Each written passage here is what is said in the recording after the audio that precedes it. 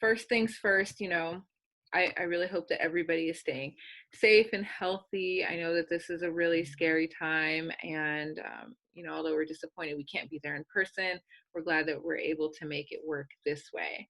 Um, so just to walk through the agenda, I'm going to pass it over to Maria and Christine, who are going to open up the meeting for us with a quick breathing and wellness activity so that we can all come into the meeting grounded.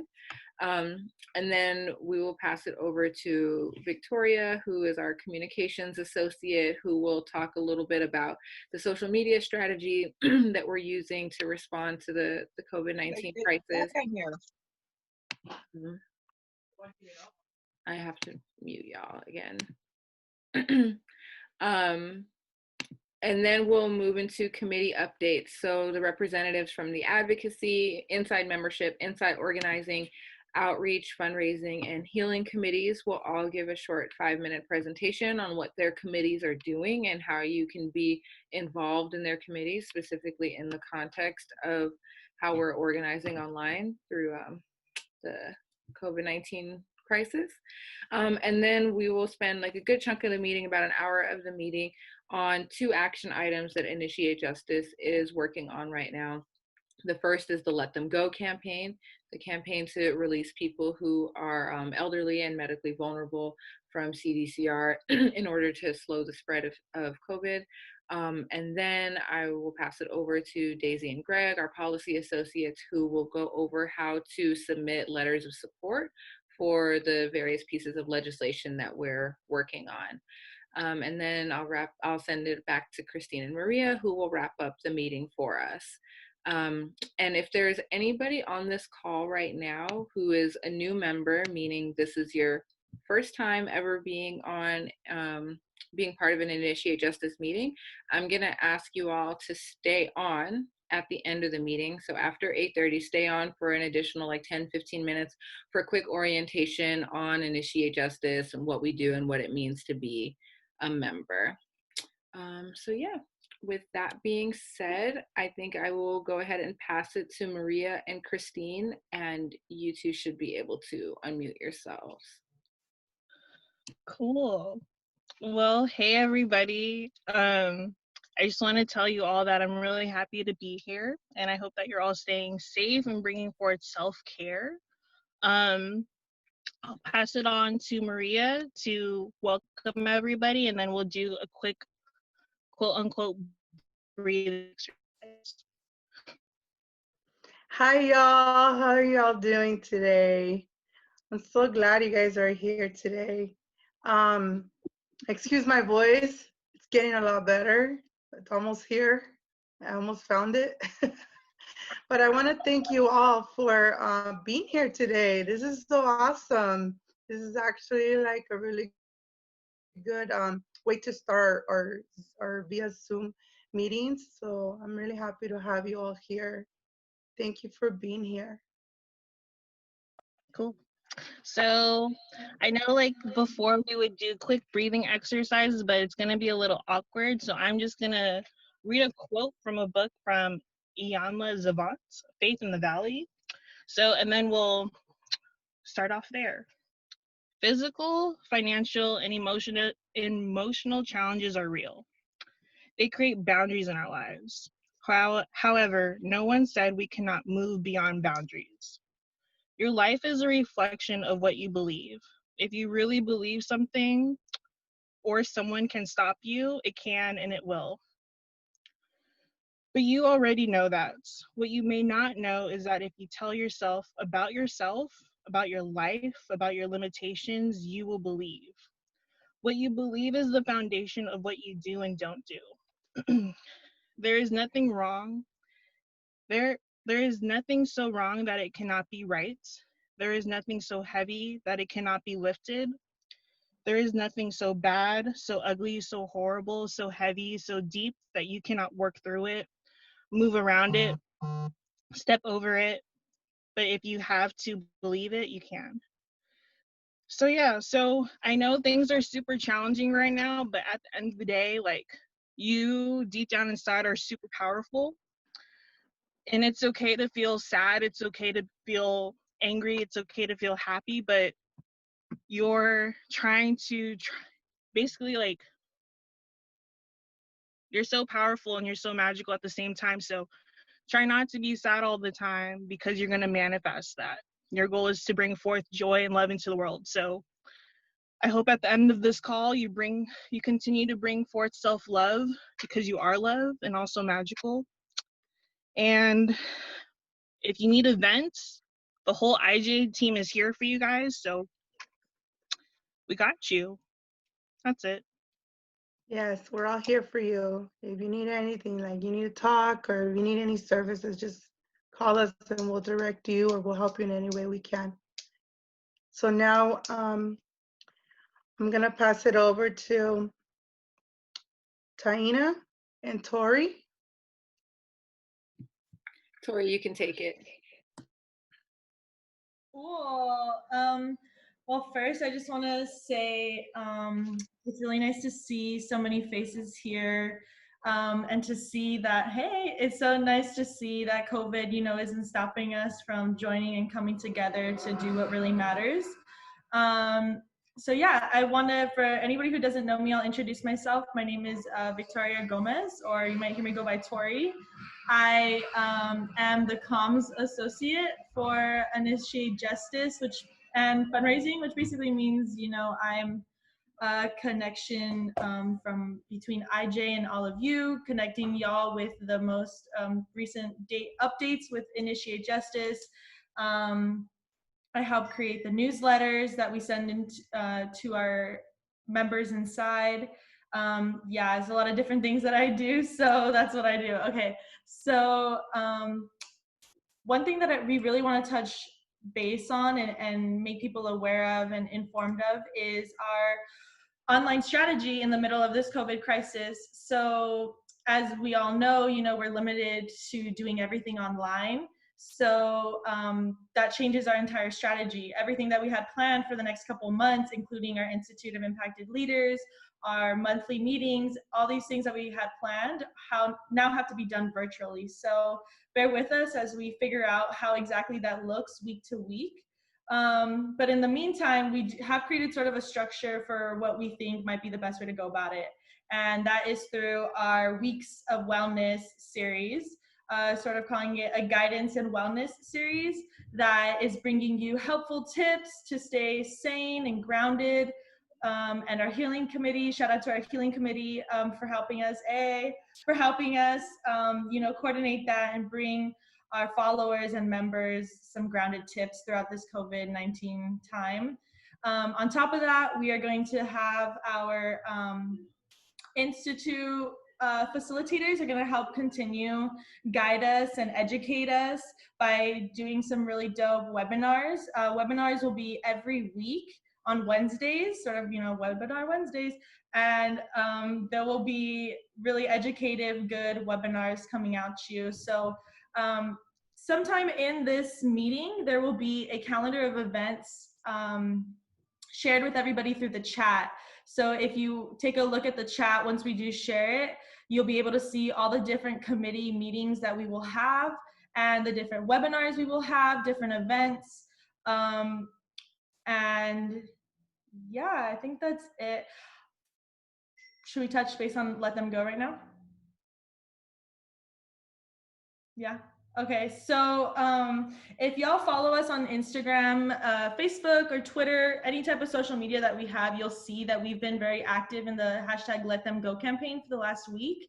And what that is, yes, if you want to look at Greg's, yes, what that is a campaign led by the Justice Collaborative, and many other orgs are jumping on it as well, or participating in it as well. And what we're doing is we're calling on our members, calling on anybody who has compassion and sympathy for the movement to post a photo that says hashtag Let Them Go and tag California CA governor or at Gavin Newsom, which is like the governor of California's social media accounts. And so the goal of the Let Them Go campaign is to raise awareness towards our friends and family and loved ones inside who really need our support out here. And we are demanding that the governor release all elderly people, vulnerable people, pregnant people, folks that are within 6 months of release already are included in the demands, which we know, or if you don't know, there was some action on that earlier in the week. Ralph Diaz, the Secretary of CDCR, let out an order that he is going to continue with the releases of people who are within 6 months of their release. There are some qualifications for who will be released, but there has been some momentum, you know, in response to the Let Them Go campaign. So we really want to encourage everybody to continue to do that and encourage your friends, your family members, post a photo of your dog, your favorite plant, and put hashtag Let Them Go and tag the governor. This will be really helpful for raising awareness to all of the vulnerabilities of our people inside, and why it's important to let them go right now in the face of COVID, because this virus, this pandemic doesn't have any judgments against anybody. It's pretty much everyone is vulnerable. So yeah. Also, I'm noticing Tanya just added to the chat. So to make sure that everyone is accounted for coming in today and joining us tonight, we are sending a virtual sign-in sheet. So if you would like to sign in via the Google form that was just added to the chat, please do so now or at some point during the duration of this meeting. I think that's it. Great, thank you, Tori. Do folks have any questions for Tori, or any thoughts around our communications strategy and how we're taking our work online in the wake of COVID? Rashida? Can you unmute yourself, Rashida? Okay, I have a comment. Mm-hmm. I just got off the phone with another meeting with a couple of organizations that rent beds, and they were discussing the contracts that are in place with getting inmates out into these beds. And so because we have a couple of places that we do rent rooms, including myself, these contracts are already in place because they're letting people out.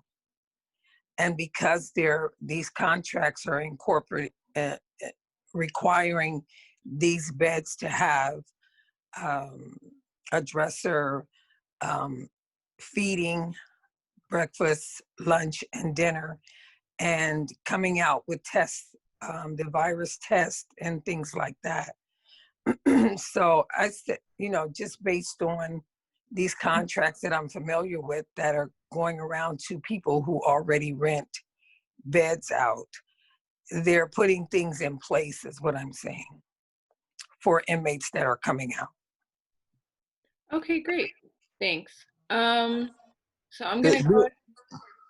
Real quick, my sister, hey, can I set up a call with you about those contracts over there? Because we got a lot of space over here in Sacramento. We're trying to get these folks to get some contracts so we can provide housing for our people. We got over like about 35 to 50 beds right now. That is great. Yeah, we've been hustling over here, but I don't want to intrude with today's agenda.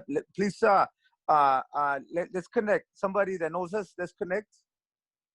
And then let's have more discussion on what they're doing there, so we can hold them accountable to allocate some contracts here. That's all I got. Sorry, guys, I don't want to interrupt. Okay. Cool. Yeah, I do want to move us along and keep us on topic. So I'll pass it over to Daisy and Greg to do our Advocacy Committee updates. Great. What's up, everyone? I'm Greg. A lot of familiar faces. It's great to see everyone, especially with what's going on right now. Just all being here right now, I think it means a lot to everyone. So I'm going to quickly start us off with some updates from the policy team, and then I'll kick it over to Daisy. I want to talk about AB 3160 and ACR 186. So AB 160, we're calling it the Evidence-Based Rehabilitation Act.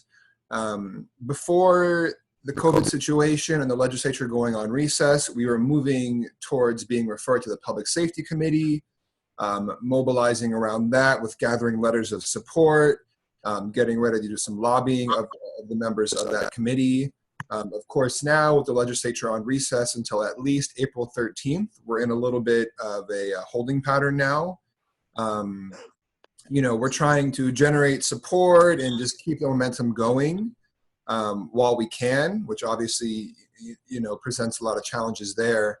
But we'll talk later tonight about how to submit a letter of support for AB 3160.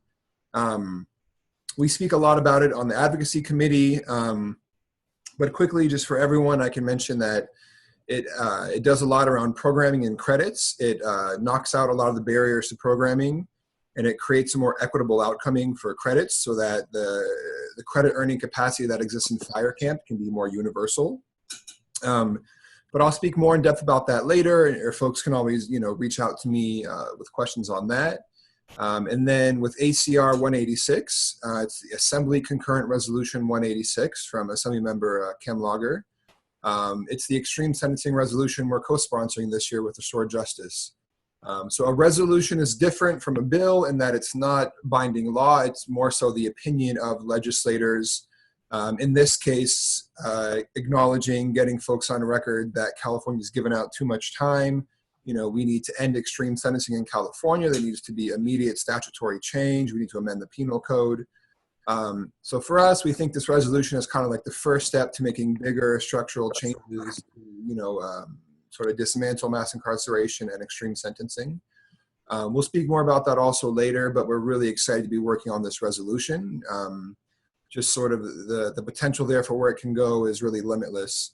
And the resolution is a different process than bills or constitutional amendments and everything.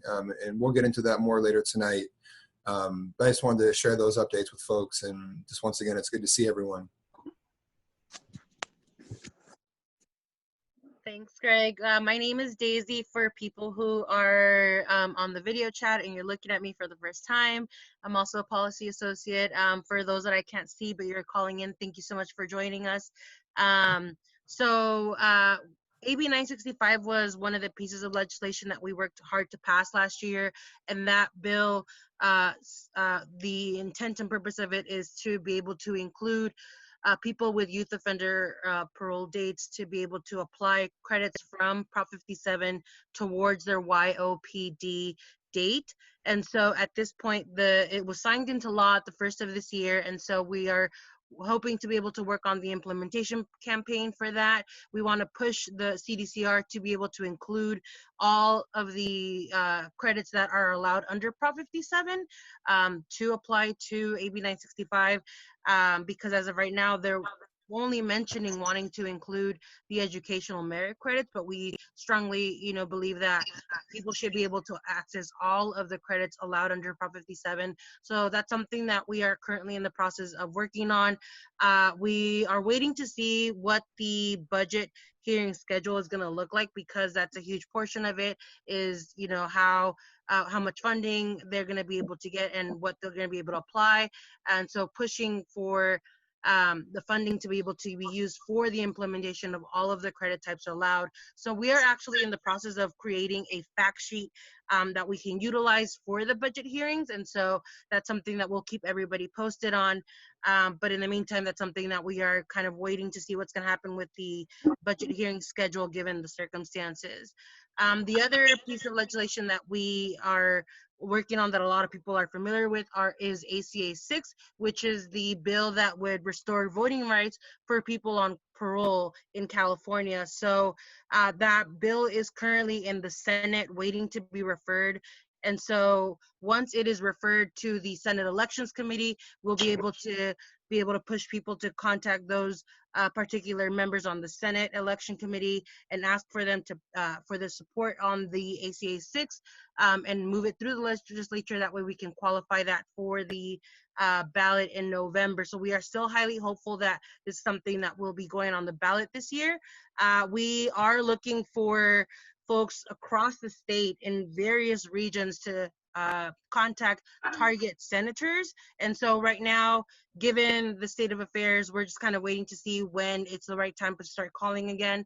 But it is something that we want to push because there are certain members in the Senate that we would like to ask for their support and push them to get a yes vote from them. So if you are interested in getting involved with the advocacy efforts on any of the items that Greg or myself has mentioned, we do have advocacy committee meetings that we host once a month. And so that would be something that you can join, and we can send you the information as we move forward in the call. Thank you so much, everybody.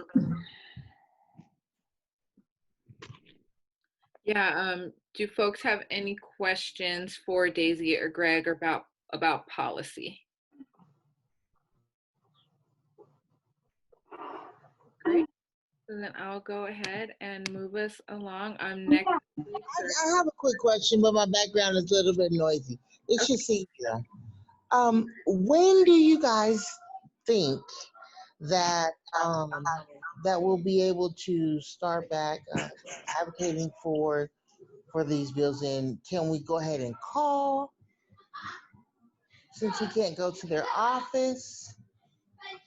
You can definitely call there, and what we're trying to do is, in terms of like advocacy efforts, it's obviously better if we can do schedule meetings with offices, because then you have the opportunity to actually speak, you know, and share your views on your support for the bills that we are sponsoring. But you can definitely call. That is something that we are waiting to see once the district offices have capacity to start scheduling phone meetings or even video chat meetings, because right now it looks like they're really just trying to focus on like COVID-19 responses. And so we're just giving a little time, so that way, hopefully in the next couple of weeks, we'll be able to start scheduling at least some sort of like electronic meeting or phone meetings if in-person meetings are not happening. But I definitely encourage you to still call if you're able to. In the meantime, while we're still figuring out when we can set up those meetings with them. Okay, thank you. Yeah, and I just wanted to quickly mention that the next advocacy committee meeting is on Tuesday, April 28th at 7 p.m. Daisy and I will send out that invite. And Oh, I know what's calendars. But I just wanted to mention that right now for folks. Thanks. And I'll also say Daisy and Greg are going to have about 30 minutes later on in the meeting to talk more in detail about how to submit letters of support. There'll be plenty of time to ask questions about the legislation and how to support then too. But in the interest of time, I'll pass it back to Christine and Maria to give an update on the Inside Membership Committee. Do you want to announce? Sweet, thank you, Taina. So hey everybody, this is Christine again. So as of now, we are a little bit under 25,000 members inside, which is really exciting. Yay. We just edited the database, so as of now, we just sent out a newsletter to our folks inside. So hopefully within the next week or so, like they could have our newsletters. We're asking them to write letters of support, asking them about recruiting more members inside, which is really exciting. We just had a committee meeting a few days ago, and my huge request is with mail. Because we have a little bit under 25,000 members inside, a lot of people have a lot of questions about past bills, how to become a member, et cetera, et cetera. So my only request is to help with mail. So if you're interested, please hit me up. It's super easy. It's not intimidating at all. If you know how to read and write, you know how to respond to mail. Our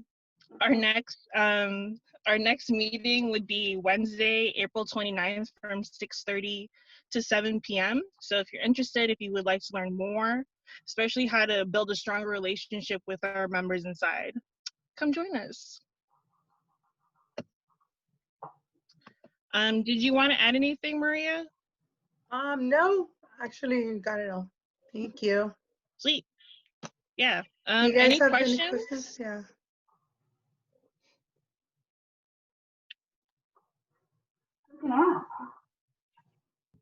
I guess not. Cool. So I will oh. Queen, go ahead. Oh, okay. So I'm going to switch it over to Inside Organizing with Richard and Lee. Hi, friends. I'm Richard. Lee is here too. If you could just say hi, Lee, so you pop up. Hey. So we lead the Inside Organizing Committee for folks who are new with the Inside.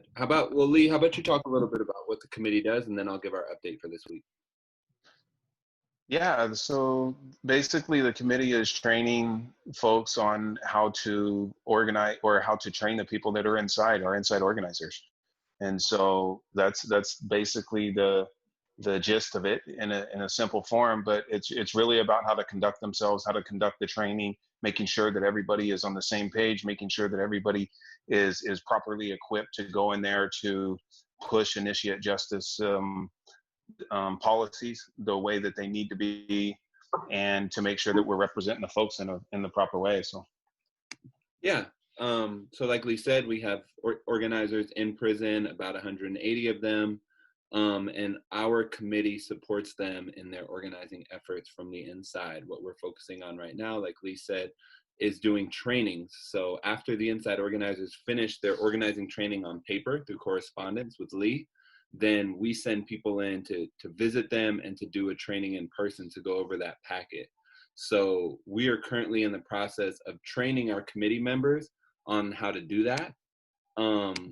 We were supposed to begin visits in April, but obviously because of the COVID crisis, the visits have got pushed back. So we're actually still accepting more people. If you're interested in going into a prison and doing a training with an inside organizer to help them be the best organizer they can be, go ahead and email Lee or myself. Lee's email address is just Lee, L-E-E, at initiatejustice.org. Mine is Richard, R-I-C-H-A-R-D, at initiatejustice.org. And we'll get you on the list, and we'll be training at our next committee meeting, which is going to be on April 24th, so the last Friday of the month. Our meetings are always the last Fridays of the month, and it will be on Zoom from 6:30 to 8:30 p.m.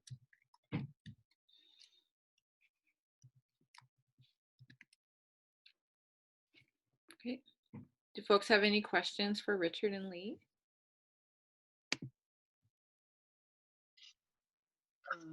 Can you hear me? Mm-hmm. Yes. It's Bianca. Yeah, I'm hearing about all these meetings you guys have, and I'm very, very like interested in joining anything I can, and I'm willing to do like the mail and every other meeting, like even going inside for all this trainings once I'm ready for it. So is there any way, Tiana, I hope I say your name right, or Maria, can you guys keep me posted? And I'm kind of new at all this, and I am willing, I'm like 100% ready to do whatever we need to do to get in there, or mail or whatever I could help with. Something else that I should probably say is make sure that you do fill out the sign-in sheet. I sent out the correct link, so now it's working. Fill out the sign-in sheet, and on the sign-in sheet, you can indicate like which committees you're interested in, and the leaders from those committees will reach out to you if you say that you're interested, so they'll send you all the information that you need to know about the meetings.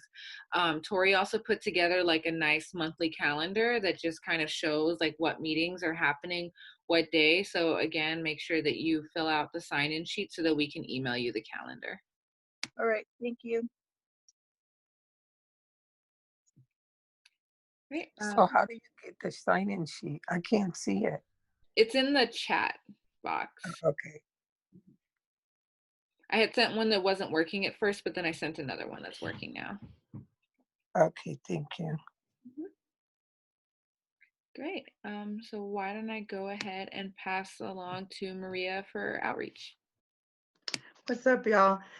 So for everyone that's new here, my name is Maria Casillas, and I do run the community organizing in Los Angeles area. So for the outreach committee, what we do is we communicate with the communities, and we bring IJ to the communities, and we identify them what IJ does and how they can help us, end mass incarceration. Because obviously we have a lot of communities out there that are marginalized, that are being oppressed, and a lot of the population in prison come from those type of communities. We encourage everyone out in the communities to come and join us and help us push this movement, because it doesn't take one person, it takes a whole army, right, to run something. So if you're interested in joining the community, the outreach committee, you can mark it on the application. And if you're already part of the outreach committee, I'd like to thank you for being part of the outreach committee. And also, obviously right now, because of the COVID-19, we're not able to be out there, speaking to the communities, attending events. So what we're doing right now is we're collaborating very close with Christine, the inside leadership. And what we're doing is working on mail. We have tons of mail. We just send in the newsletter. And so we're going to be receiving a lot of more new members and a lot of more mail to come. So if you're interested in helping and volunteering with answering to letters and entering like names on the database, please reach out to us. This COVID-19 is temporarily. It's something that we just got to get through. And after this, we're going to go out there at full force, and we're going to get everything going back in the front line, and, hoping that, this right here creates us to become more stronger. So we can be ready when we go back out there and unite and definitely attack this problem that we have. So please fill out your applications and let us know which committee you want to be on, and we'll reach out to you. Is there any questions?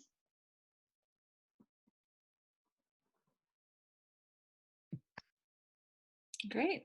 So I'll pass it to Tori for an update on the fundraising committee.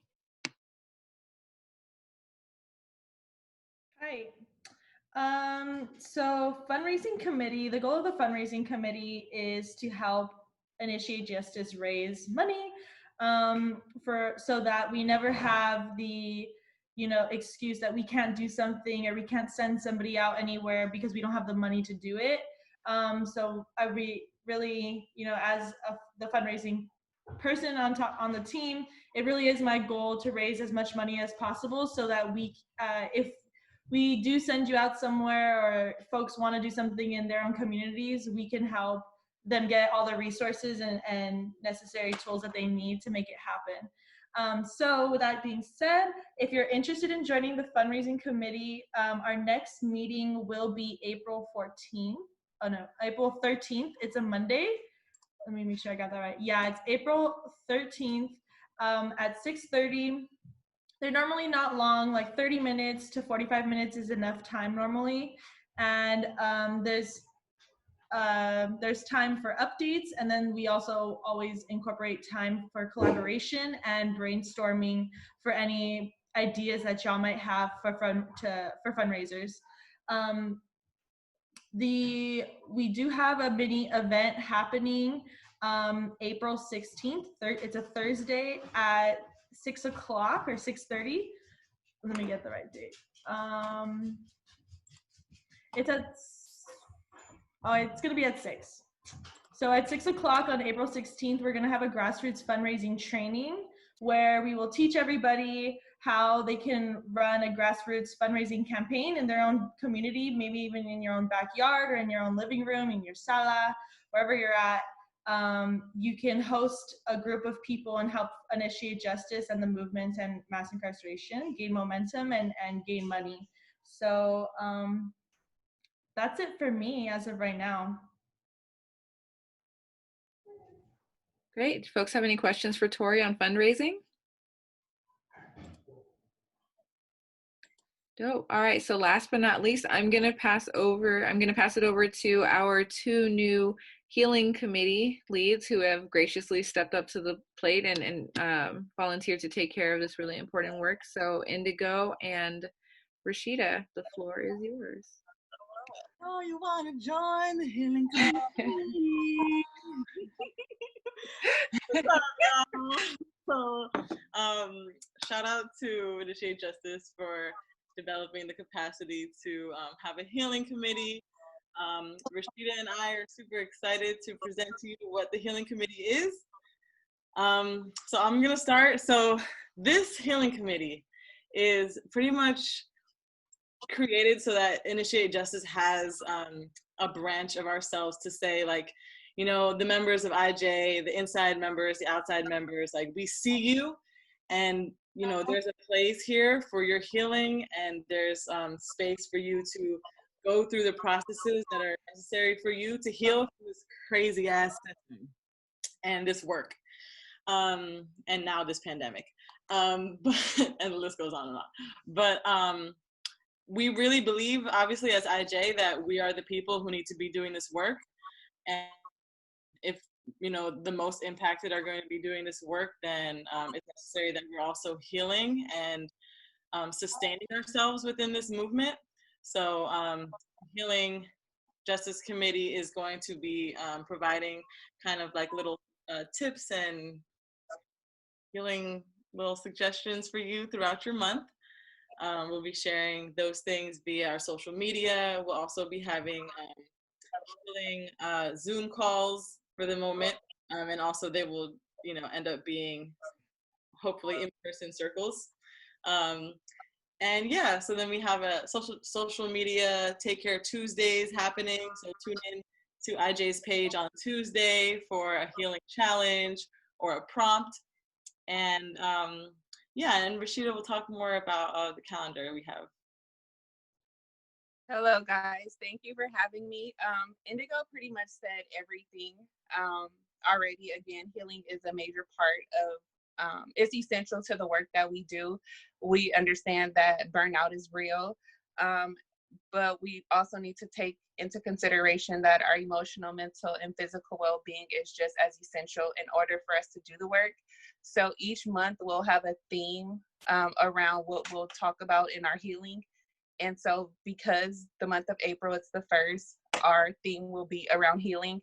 And so every Sunday, there'll be a self-care Sunday, which would just be consistent of anything that you like to do, whether it's facials, hiking, whatever it means to take care of your overall well-being.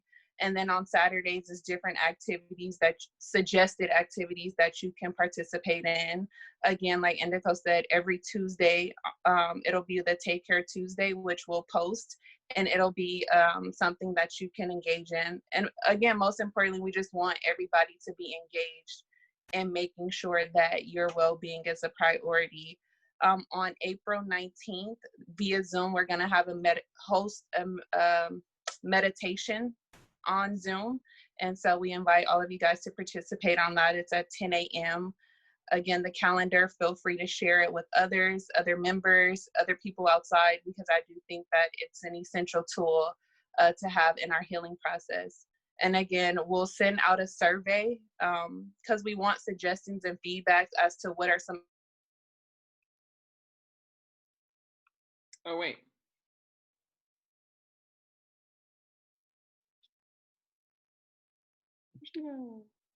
It looks like Sorry, it kicked me out. It kicked me out. Sorry. Go ahead. And so I lost.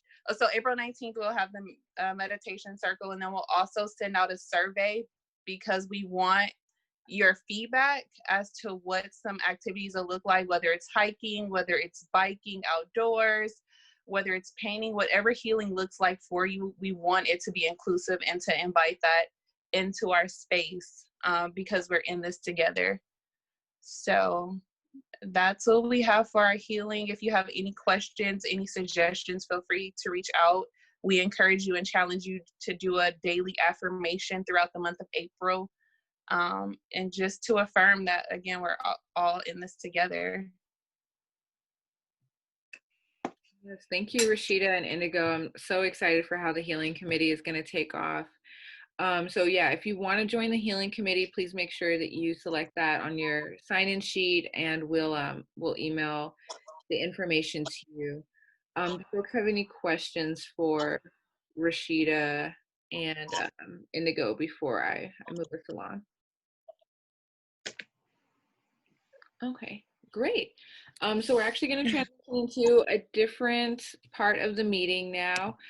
This is going to be our more action-oriented piece, and this is going to be the bulk of the meeting. So I'm going to spend the next about 20-30 minutes talking about the Let Them Go campaign, which Initiate Justice has been a part of, in addition to many, many other organizations that have been doing really amazing work to advocate for folks to come home from prison so folks can be safe from the crisis that's going on.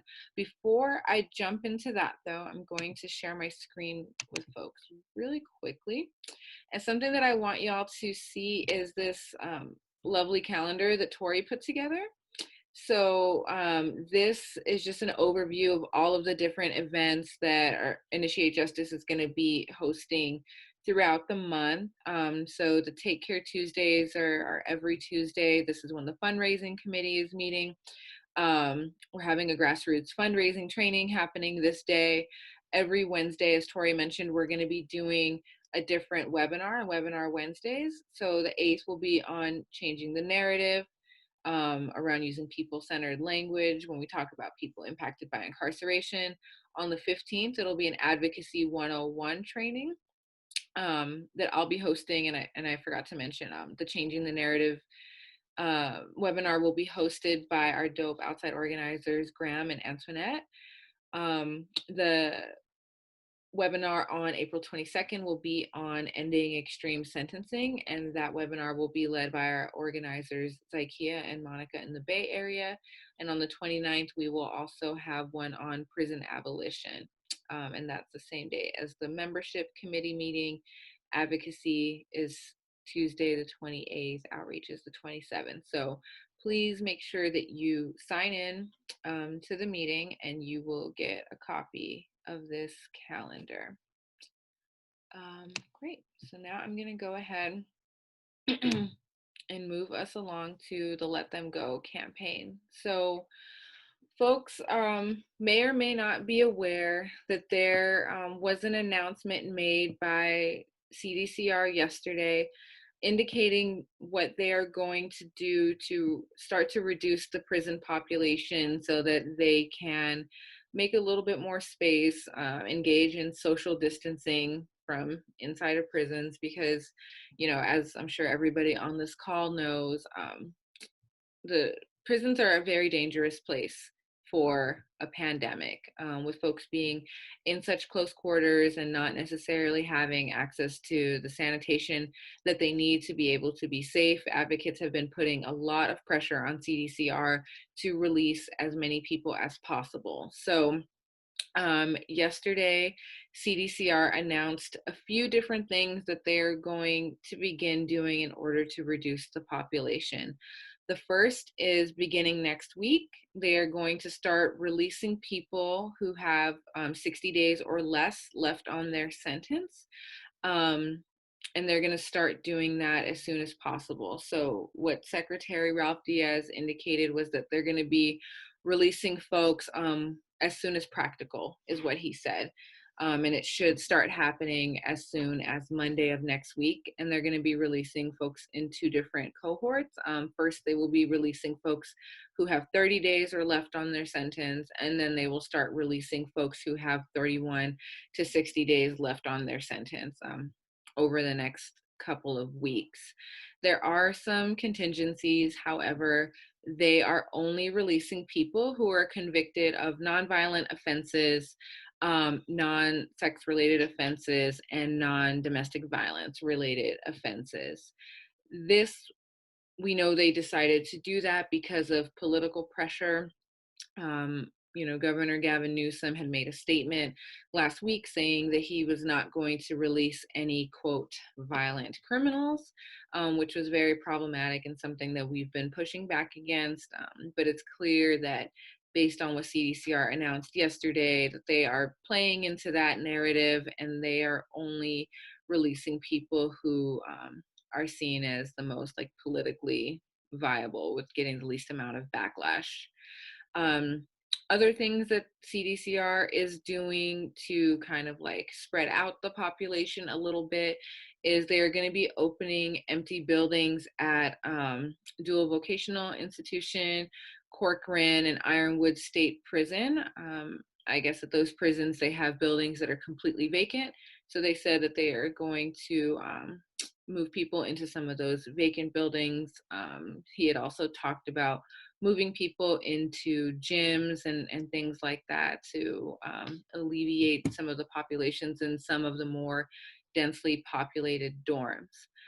And the last thing, and this is something that they actually indicated that they were doing as of last week, is they're halting all transfers and reception intake.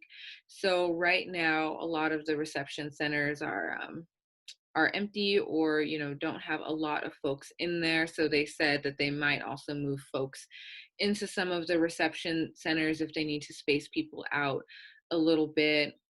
Something else that Secretary Diaz indicated in a written statement was that on average, there are about 3,000 people who go home from CDCR every month. And since they're not taking new people in right now, over the next couple of months, the population will be going down around an average of about 3,000 people a month. And on top of that, it is about 3,500 people who are going to be released in the next couple of weeks, who are the folks who have 60 days or less convicted of the nonviolent, non-sex, and non-domestic violence related offenses. So this is what they are doing so far. What the advocates are demanding, and that is, Initiate Justice, Justice Collaborative, literally dozens of other organizations who have been fighting for these demands over the past few weeks. These are the things that we are still continuing to push for. One, that CDCR also releases people over the age of 60 who have less than 5 years left on their sentence or who are considered to be low risk. Folks may be aware that CDCR has an internal risk assessment that they use, so they can actually identify who would be a low risk to re-enter society. So we are asking that anybody who's over age 60 who is considered low risk, or who has 5 years or less left on their sentence, we're demanding that those folks are immediately released, because folks over the age of 60 are high risk for contracting coronavirus. Two, we're also asking that they release people who are otherwise medically vulnerable and high risk for contracting coronavirus. So that includes people who have respiratory issues, people who have diabetes, or who are immunocompromised in any other way. And similarly, for those folks who have 5 years or less left on their sentence or who are considered low risk. So essentially what we're pushing for is for CDCR to continue this accelerated early release, but for them to include folks who are elderly and who are medically vulnerable to getting coronavirus, because we want to make sure that folks are safe and healthy. Of course, the next question that comes up is, well, what are we going to do with all of these folks who are coming home? Because we definitely don't want to release people into a situation that is, dangerous on the outside. We don't want to release people into homelessness. So the letter that we had signed on to with the Justice Collaborative also is calling on the state and Governor Newsom to provide increased resources for existing reentry housing. So to continue to fund reentry houses so they can potentially expand their capacity, but also allow people to go home to their families if possible. So there may be folks who, in their parole conditions, they are forced to go into a transitional home. We want them to give folks the option of going straight home to their families, where they more likely will be safer than going into a reentry facility. So those are some of the things that we are pushing for. Other things that are included in the letter, which I didn't put all on the slide here, are asking the state to step it up in various other ways, which includes possibly using motels or emergency shelters to house people, ensuring that there are increased funding resources for social services to support people with relocating and things like that. So these are the things that we have been pushing for. And we're strongly pushing back against the narrative that Governor Newsom has been putting out over the past week or so, where he's been saying that he doesn't want to release people who are quote unquote violent because of the risk to public safety. And what we're saying is that, folks who are released, specifically folks who are lifers, folks who are over the age of 60, folks who, are considered to be low risk under CDCR's existing risk assessment, would not pose a threat to public safety. The only existing threat to public safety right now is the fact that we have thousands of vulnerable people locked up in what has been called a petri dish for disease. And we need to safely and quickly release people so that we can reduce the amount of damage to folks' health and safety. So this is what we are calling for. And here is how you can help us with that. You may have noticed on social media that many organizations have been engaging in the hashtag Let Them Go campaign, and it's been really impactful. Governor Newsom and CDCR for sure are responding to the pressure. So here is what you can do so that we can continue to keep the pressure up on CDCR. One, take a photo like the one here of our dope member Adriana up in Oakland. Take a photo of yourself holding a sign saying Governor Newsom, hashtag let them go. You can add other hashtags if you want to, such as Clemency Now or COVID-19, or if you want to share something about yourself or your incarcerated loved one, definitely you feel free to get creative, but for sure, take a picture of yourself holding up the sign that's calling out Governor Newsom and that's using the hashtag let them go. 2, post that photo and tag Governor Newsom. It's at Gavin Newsom on Facebook, Twitter, and Instagram. So feel free to tag him on any of those platforms, and also use the following 3 hashtags, because these are the ones that all the advocates have been pushing for. Hashtag let them go, hashtag Clemency Now, and hashtag COVID-19. 3, we're asking folks to emphasize that our elders and medically vulnerable people need to be protected too, and that it's not only people convicted of nonviolent offenses who deserve to be released.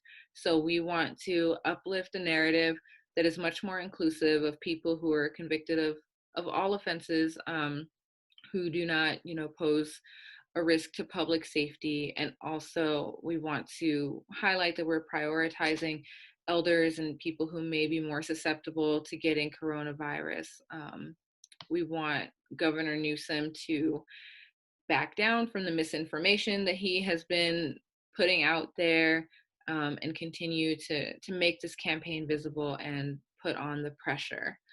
I think the last thing that I will probably say about this, in addition to what I've already said, in case folks are not aware, but on March 25th, there was a group of attorneys who actually filed an emergency motion demanding that Governor Newsom immediately release the groups of folks who we had listed here. So it's in response to that lawsuit and to the public pressure that Governor Newsom and CDCR has been facing that they even started releasing people. So encouraging folks to keep up the pressure, because organizing works. This is how we're going to win. We need to make sure that our folks inside stay safe and healthy. So that's pretty much all that I wanted to say about the campaign. And I do have about 10-15 minutes open for questions. So if you have any questions, feel free to unmute yourself. I have a quick question. Okay, hello, yes. Hello, I'm Richie. Or just something that I feel like it would be helpful to specify. Right now, the CDCR says that they're releasing nonviolent offenders. And by that, do they mean people who are not sentenced to violent crimes? Or do they mean people who do not have VIOs or P codes as designated by CDCR? I'm not 100% sure. I know Daisy and Greg were on that call with Ralph Diaz too. Do you remember if he specified that? Yeah, it's the folks with the bios are being excluded. Okay, so just to specify, that's what I remember him saying too, but I just want to check with you guys. So just to specify for any members who are not sure what that means, then you technically can be convicted of a violent crime and be in prison, but not have a VIO, which is when CDCR designates you as somebody who poses a risk of being violent. It's also known as a P code. It means you can't go below a level 2. I'm just offering that context for folks who might have loved ones. I know I personally, I had a violent crime, I had a robbery, but I didn't have a VIO. So just if you want to know if your loved one is eligible, when the next time you talk to them on the phone, you can ask them, do you have a VIO? Or you can say, do you have a P code, to know if they would be eligible for this. I said VIO, VIO. Yeah, VIO is the beginning of the word violent. Violence. Okay. I know personally because I was a lifer, and I went to a level 1, and they removed my VIO. Yeah. That includes those that have murders or whatever, but you have your VIO removed, and you become a non-violent. So it's word semantics that they're using.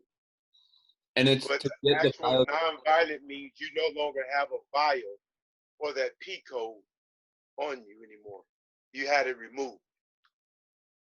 And just to fill in with what John was saying, somebody, if they don't have a violent write-up for 7 years, they can get their VIO taken off and become eligible for this program.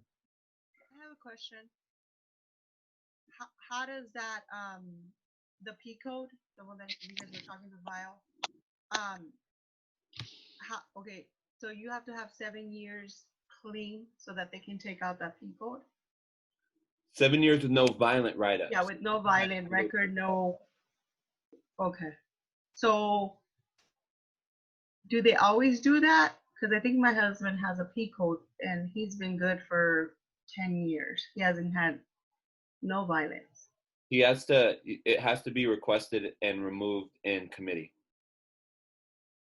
Okay. Thank you. So I have a question. On those P codes, they're not only requested, but the counselor also gives if you go up to committee every year, gives you the opportunity to whether or not you want to get that removed. And since they're doing more larger numbers of P codes removal, the committee could agree to that, so you can go to a lower level, even though you might have like level 1 points. They're doing that all across.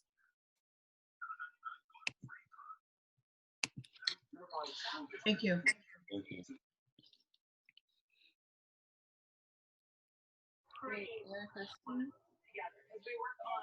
Yeah, that's likely what's going to happen, because that's how they ended up dropping a lot of the lifers down to level 2s. You know what I mean? They've done a lot of committee policy changing around that with the Title 15 and all that to facilitate a lot of these reductions, especially when they started with the AB 109 and that whole wave of people that got out. They started doing all kinds of tweaking around. So I imagine I imagine that just because a person is a violent offender doesn't mean that you can't come home. As long as you've already been reduced from the custody level, and also got rid of your P code, and committee has also removed your VIO. It might give our people a lot more opportunity to still come. So there's some technicalities that I think might help our people. So let's not lose hope if you got a loved one that's got a violent P code. Yeah, but also don't forget, they're saying for people who have 60 days or less to the house. So, if your loved one still has like months or some years, then either way, it unfortunately would not impact them at this time. But we'll keep up the pressure for sure. Does that include anybody that's been already approved for parole? So separately, they're saying there's 3,500 people who they're letting go who fall into this category we're talking about, on top of another 1,500 people who are going home anyway. So if they're going home anyway and they have VIO, they have whatever, it's not like they would be stopped from going home. I'm talking in particular about lifers, because I was a lifer, so I just, how the governor has the ability to revoke your date after the 120 days. So you have that whole process of 120 days and then the 30 days that he has the ability to take your date. My cousin got found suitable, and she just she's getting ready to come home still. She found out who her PO was going to be and her housing and all that just last week. Woo. Yeah, I think I'm looking. I'm seeing folks who are raising their hands. Kia, did you want to ask a question? Yeah, I do. Thanks. So my name's Kia. I'm out in Bakersfield, Kern County. But I was wondering, I see that they're releasing like so many inmates in Kern County. I think they released 38, but they turned around and arrested 38 within a few days. Like, there's no point in that. Is there any work being done, like maybe be doing more citing and releasing rather than taking them in? Because there's no point in letting anybody out if you're just going to bring people in that have probably been around the virus more than the people that are inside. So is there any work being done around that? And then also, or even maybe lowering the bail amounts? That way more people have a chance of bailing out sooner than later. Do you guys have any work around that? Yeah, so the effort for arresting people at the county level is happening county by county. We did include in that letter that I spoke about that we signed on to with the Justice Collaborative, there is something in there around not arresting as many people, like citing and releasing for certain offenses, not violating people for parole and probation offenses. There's also language in there around like letting people off of parole sooner, because if we're releasing more people who are going to be on parole, then we want to make sure that we're not like overloading the parole system as well. So that would be advocacy that I think would need to happen at the county level. If you're saying, in Kern County, they're still arresting a lot of people. I know Ysidra, who was speaking earlier, I don't know if y'all two know each other, but Ysidra is also in Bakersfield. So maybe, we could connect to see what could happen in Kern County. Yeah, we actually connected last night, Ysidra and I, so I'm glad we're on the call again today. But thank you. Oh, yeah, thank you. And Armando, I see you with your hand up. Yeah, hey, good afternoon, everyone, or evening. I wanted to ask about something that was mentioned earlier regarding the reference of the certain bills or initiatives that are being worked on.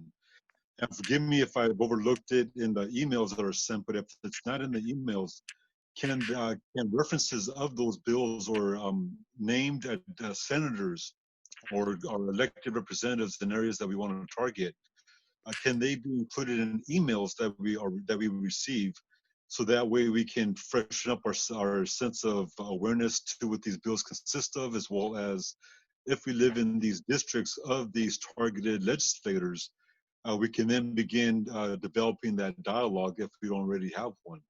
That if it's been in the email, forgive me for overlooking it, but if not, can that kind of information be included in the emails that are sent out? Yeah, that's a great question. And I think that maybe Daisy and Greg, when y'all do your section on the letters of support, maybe you can touch on that a little bit. And I know in your, I'm not sure, Armando, if you're in the Advocacy Committee, but that's something that the Advocacy Committee like strategizes on.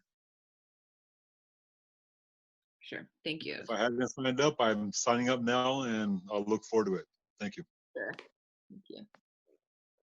Veronica. So a lot of the questions that we're getting, because they're opening up these buildings in these other facilities, those that are being transferred, are they going to come back to their original facilities during this time, after this time has passed?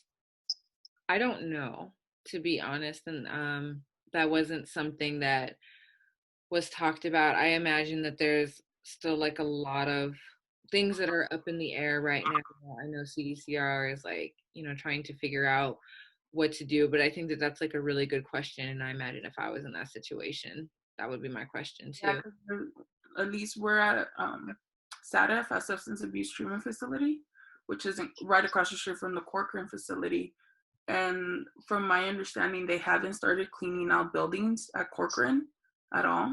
So we were trying to figure out exactly where this building or gymnasium or whatever they want to do to transfer the dormitory style guys into those areas. But a lot of them had worries because they're still, in school or trying to do the best they can for their programs at whatever facility they're at locally.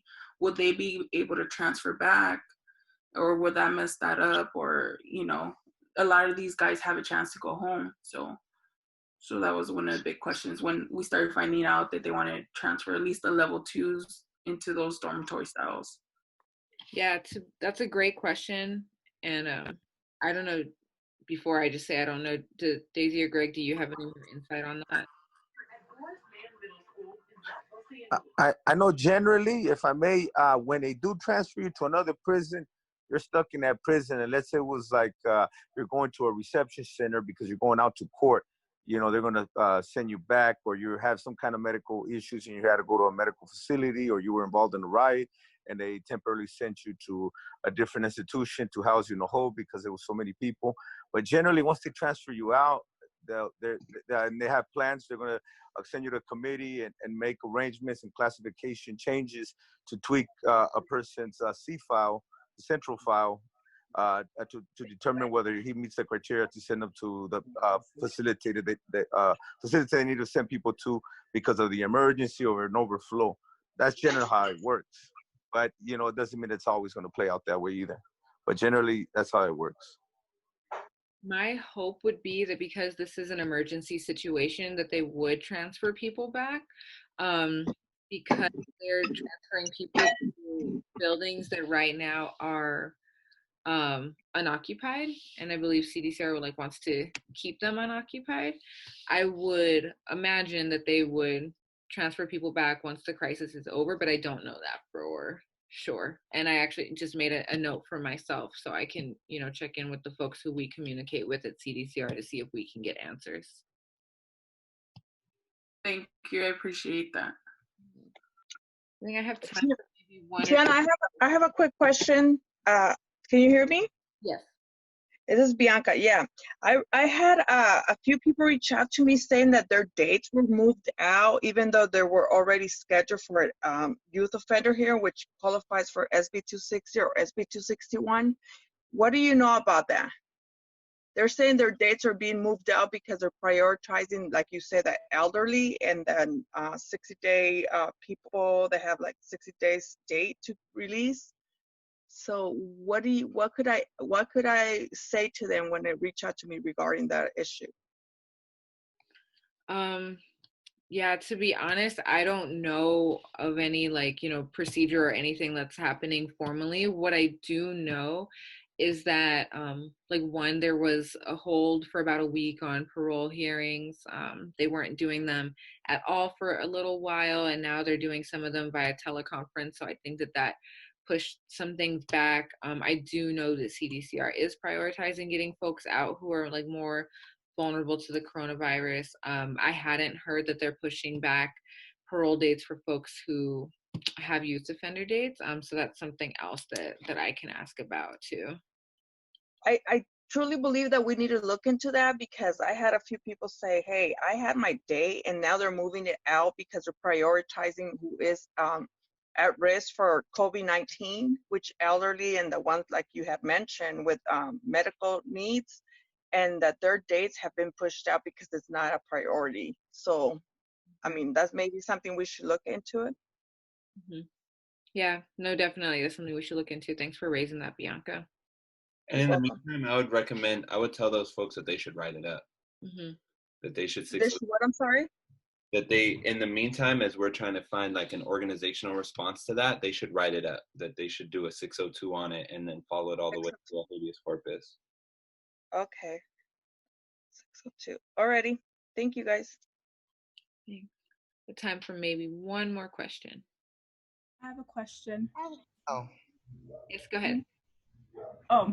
So I'm wondering, we've been following the Let Them Go campaign, and we think it's wonderful because it's going to release a lot of people, and get rid of that density that's in there.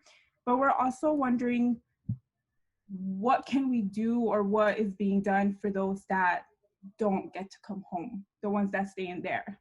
I mean something as, well, maybe it's not simple, but maybe like, I know hand sanitizer is considered contraband. Would they make an exception? Can we go in and clean the jails and prisons? Or I was wondering, what about those that can't come home?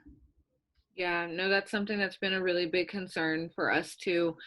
When we were on the call with CDCR yesterday, they were saying that, there's all of these new protocols that they're putting in place, but then of course what we're hearing from folks inside is that that is not necessarily the case. There's a difference between what they say they're doing and what is actually happening. I don't know, Lee, if you wouldn't mind sharing with folks the idea that you had where we were trying to get like packages to folks, and then what had happened with that, and then if you had any other ideas around like what we could do to support folks who are still inside.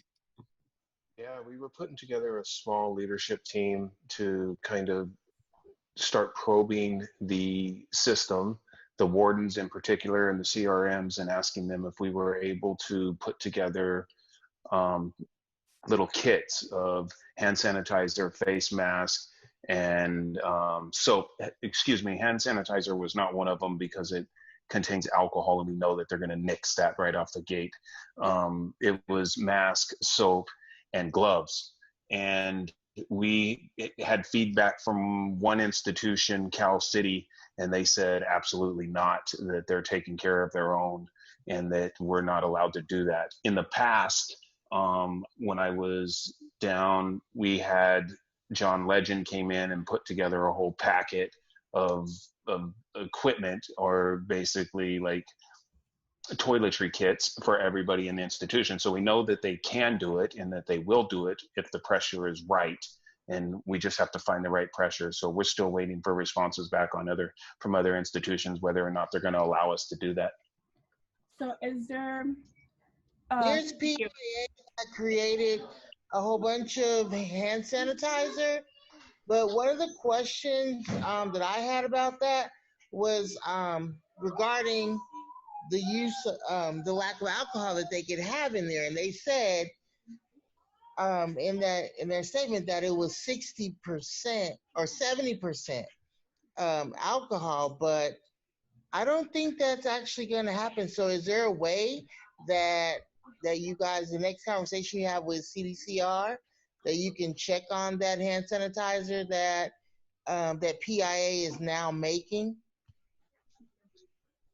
And California City, by the way, they're still only giving out 1 bar soap and the 1 roll of toilet paper, and they have to buy any other rolls that they may need.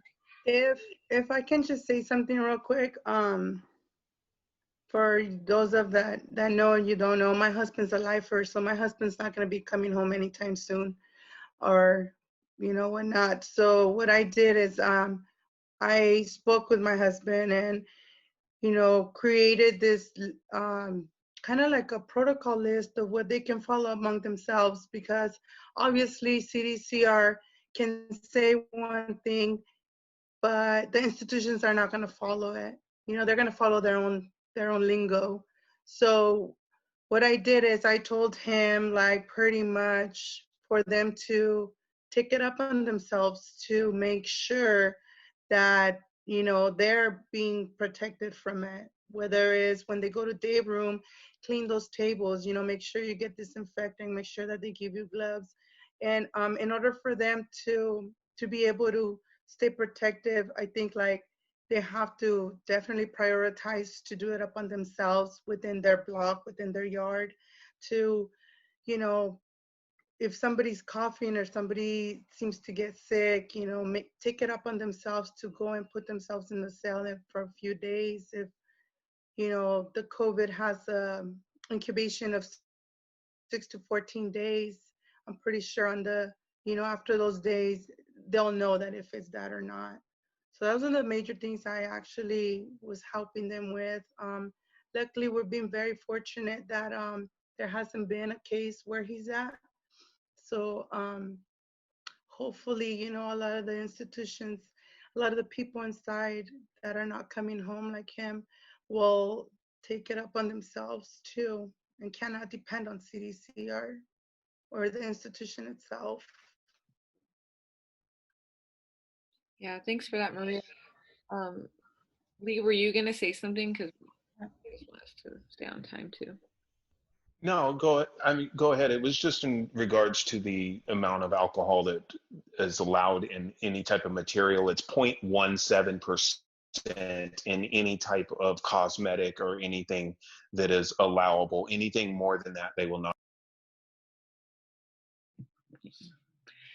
Yeah, thanks, Lee. And thanks for those questions. So yeah, y'all, please, I see that there are 62 participants in this meeting. I hope that I see 62 social media posts with hashtag let them go. Please also feel free to tag Initiate Justice in your post, and then we'll, share it through our social media and our stories, and, continue to keep up the movement. All right, so with that being said, I'm going to pass it over to Greg and Daisy, who are gonna go through how to submit letters of support for our bills. Thank you, Great, Taina. Thank you, Taina. Thank you, Daisy. So yeah, we're gonna, you've heard us talk about bills before and submitting letters of support and gathering them. And so we're gonna walk folks through how you submit them online through the Advocacy Portal, and then also how you write a letter, right? And we wanna make sure folks can sort of understand this in a really concrete, solid way, so you can share it with your networks, and we can cast a really, really wide net here and get all the letters of support that we can for the important legislation that we're working on. I don't know, Daisy, if you want to share something, or should I go ahead? No, you can go. You can go ahead. Okay, cool. So I'm going to share my screen with everyone, so that folks can see the Advocacy Portal. Everyone can see it right now? Okay, I'm gonna hope so. Yes. Okay, thank you. I never done this before. So this is the Advocacy Portal. This is where you submit your letters of support and opposition. So the first thing you have to do, of course, is navigate to this site. You can see the website is up here, calc.lc.ca.gov/advocates/. So that's kind of a long website. What I do is I just bookmark it. I have it here so that when I quickly want to just navigate to the site, I can get to here. It's kind of hard to find. This link is a little bit buried on the legislative pages and stuff. So after tonight's call, we're going to send out a step-by-step way that sort of articulates what we're sharing here about how you submit these letters, how you get to this website and everything. But the first thing you have to do is get to this website. On the right over here, you see my sign in for IJ. This is where I sign in here, and then it takes me to the portal, and I'm able to select the bills that I want to submit my letters for. I select the policy committees that I want the letters to go to. So in our case, it's Public Safety Committee, because we deal with these criminal justice reform type bills. And then I'm able to share my letter through there. The Public Safety Committee receives my letter, and then they put it into their formal analysis that they provide to the legislators who sit on the Public Safety Committee ahead of their hearings. So in the Assembly and in the Senate, the Public Safety Committee hearings are always on Tuesdays, and the deadlines for these letters to get in is 5 days before that. So it means the Thursday before a Tuesday hearing is when your letters have to be submitted through this portal in order for them to get into the formal analysis. But so you get to this website, and I'm going to show folks really quickly how you sign up. It's not the most user-friendly platform, but the more practice you get, the more you use it, the easier it becomes. So you come over here, it says, welcome, how do I get started? You click this link right here to registration. It takes you to this page where it asks, are you a registered lobbyist? We click no. And it says, do you represent an organization registered or otherwise? So you're also going to click no on this. And I understand that folks here are on this call, they show love to IJ and everything, but it's really important that folks are submitting letters on behalf of themselves, not on behalf of Initiate Justice. Daisy and I, and we submit the letters on behalf of IJ so that when they go to the committees, they see that Initiate Justice formally as an organization supports this bill or opposes this bill.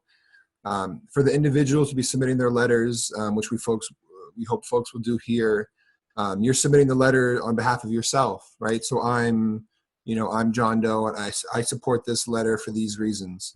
So you click no on this one. Do you represent an organization? You click proceed. Takes you to this page where it asks for details about your identity and who you are. So you put in your first name and your last name. And then you can note in this box your address, where you live is not mandatory required information. All you have to do is put your name, first name, last name. You can go down here to account details. You put in your email address, you confirm it, and then you fill out the security question in case you need to retrieve your lost password or if you forget it in the event of something like this. So once you put in your name, first name, email address here, and then you fill out the security question, you click register. And once you do that, an email will be sent to your account, to your address here that you provided in these boxes. And it will send you a temporary password. And then you follow the link back to the front face of the portal. So we'll go back over here. And with the temporary password they give you, you plug in your address, email address, the password here. It prompts you to create a new password, for your preferences. And then after that, you're able to get into the portal. So I'm gonna go over to our guide now so that you can all see. This is the document that I was referencing that's going to be shared out with folks. But when you log in as an individual, you are, you're directed to this screen, right? So it tells you to select a bill, select a committee, select your stance, and then enter your letter of support here, right? So it's all a drop-down menu. With the measure, you have ABs, assembly bills, you have SBs, Senate bills, you have resolutions, an assembly concurrent resolution, Senate concurrent resolution. So you'll see, for example, if we're talking about AB 3160, you'd click on the drop-down menu bar, you click AB, you type in 3160 in this one, and then you'll see the link will pop up. It'll say AB 3160 Mark Stone. The next thing you go down here is the committee. You select Public Safety Committee, right? Because that's where our bill is going to be going to.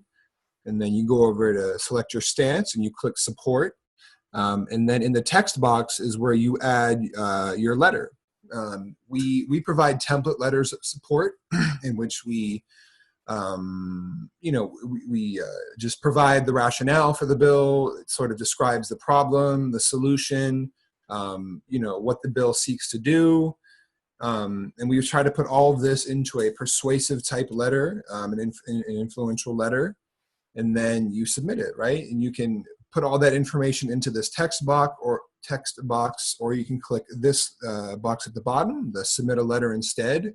And then that prompts you to submit a letter, a saved letter on your computer. So you would click that and then select a file, go into your computer, find your AB 3160 letter of support, and then you find it there and you submit it. And that's all you have to do. And then it gets set to the Public Safety Committee, right? I mean, I can't tell you all enough how important these letters of support really, really are. We go in there on behalf of myself, on behalf of IJ, and, we're trying to push these bills. We're trying to change hearts and minds best we can. But if I can come in there with 3,000 letters of support behind me, it amplifies our message that much more, right? So, the portal here, like I said, it's a little bit tricky at first, but the more you use it, the more you should be able to figure it out. The link and the sort of step-by-step guide that's very, very detailed that Daisy put together for everyone will be shared out after this call. Folks can always contact me, Greg at Initiate Justice, or Daisy at initiatejustice.org, with questions about these letters and everything. I think with that, I'll probably pass it over to Daisy, who can maybe walk us through how do you fill out one of these letters now that we know how you submit them and where they go. Thanks, Greg.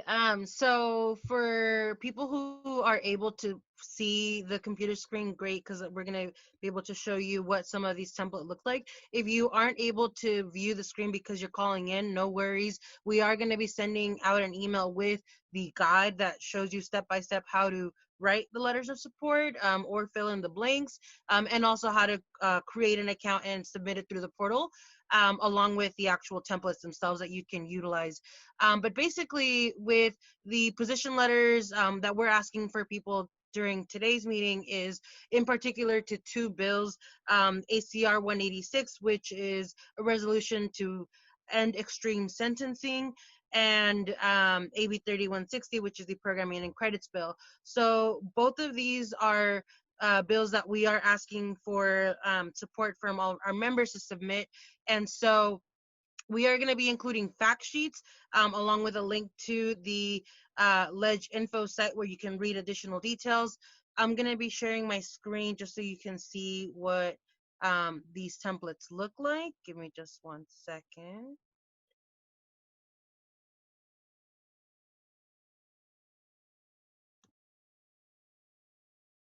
Okay, so the letters of support we have two standardized templates that are ready to be utilized for today's action item ask. This one is the template support letter for ACR 186.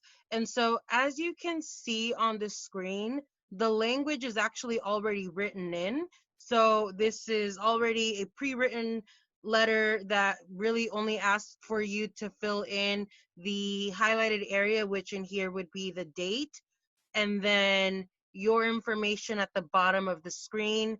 To customize it, it would be your signature, your name, your mailing address, your phone number. This actually lets it known to the committee members if they want to respond to you, where they can send you a letter, either thanking you for submitting a letter of support, or if they actually want to talk to you to get more information. So that's just for them to be able to know where to actually send you some sort of written correspondence or to contact you.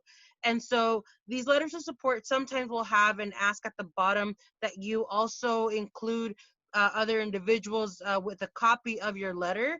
So for ACR 186, there is an ask to send this particular letter of support to Sarah at Restore Justice, and her email address is listed here.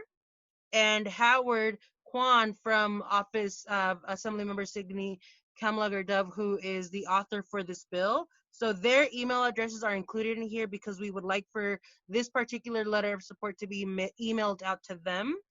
And then for AB 3160, similarly, the template is here for you to fill in with just your name, the date, and your information at the bottom, along with the appropriate people to send it to. However, sometimes it's actually a lot more impactful if you write it from your personal experience. So, you know, if you choose to actually want to incorporate whatever personal experience you have, whether you would have benefited from this bill yourself, or, you know, people who can benefit from this, whether it's your loved ones or friends, then it might be better to actually start a letter from scratch, because then you're actually talking about bringing in some real life experience that can really humanize the issue that we're trying to sway these persuasion on. So this is the template letter to start from scratch if you wanted to veer off the script.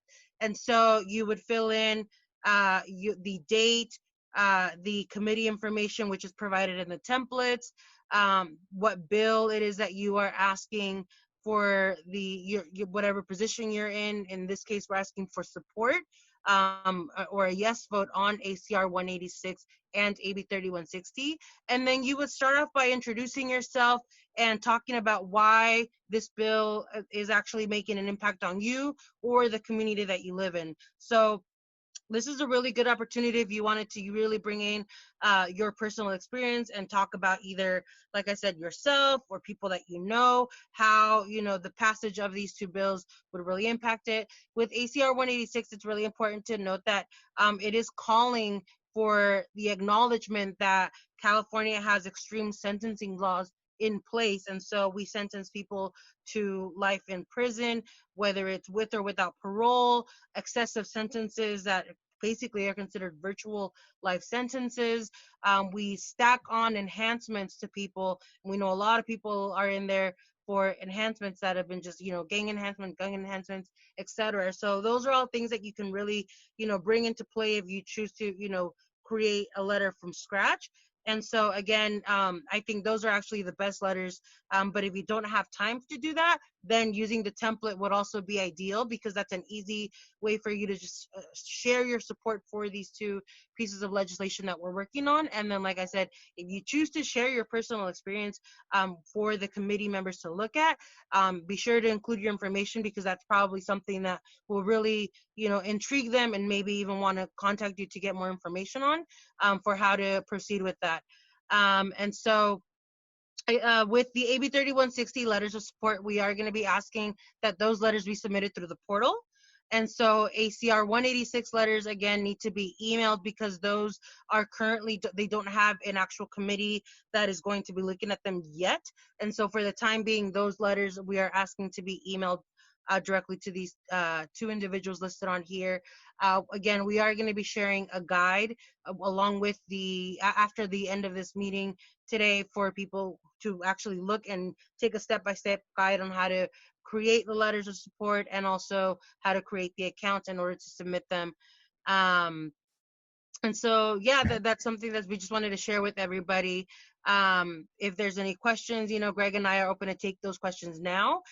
Or, like I said, we are always available. Contact us via email, and we'd be more than happy to help anybody out if you're struggling as you're doing that. Yeah, hey, sister, I got a question real quick. I mean, great bills, by the way. I just want to say, amazing work, great bills. Can you guys email us the whole breakdown of the bills, like the other brother was saying, so we can familiarize ourselves with the bill more in depth, and also the templates and the people that we need to CC, and the folks that are in the committees, and the whole breakdown, basically, so we can just get these letters up and going and rolling. If that's cool. Yeah, for sure. We actually already have it ready to go. So that's why it's super important that if you have not signed in yet, please sign in. That way we can make sure that this goes out to you. And like I said, for whatever reason, you don't get it tonight, or maybe you mistyped your email, feel free to email myself or Greg. My email is Daisy, like the flower spelling, DAISY, Greg, GREG, both at initiatejustice.org. But you should be, if you sign in today at the link provided in the chat box, you should be receiving the documents that we are talking about. Otherwise, contact myself or Greg if there's any issues with you not receiving that by the end of the night tonight. Thank you. Yeah, for sure. I just wanted to echo that real quick and just say, right now the legislature's on recess because of the COVID stuff and the pandemic. And so we don't know, when they will return definitely, and sort of how things are going to move when they come back. And so we know right now that while we're on sort of this pause, we want to be taking as much advantage of it as we can in terms of building momentum and building support. So right now is a really pivotal moment to be getting in these letters of support. It shows folks in Sacramento that a lot of people in the community support these bills. They support 3160 for, their loved ones right now who may have their programs being canceled outright. And one provision of AB 3160 ensures that folks will get credits for programs even when they're canceled.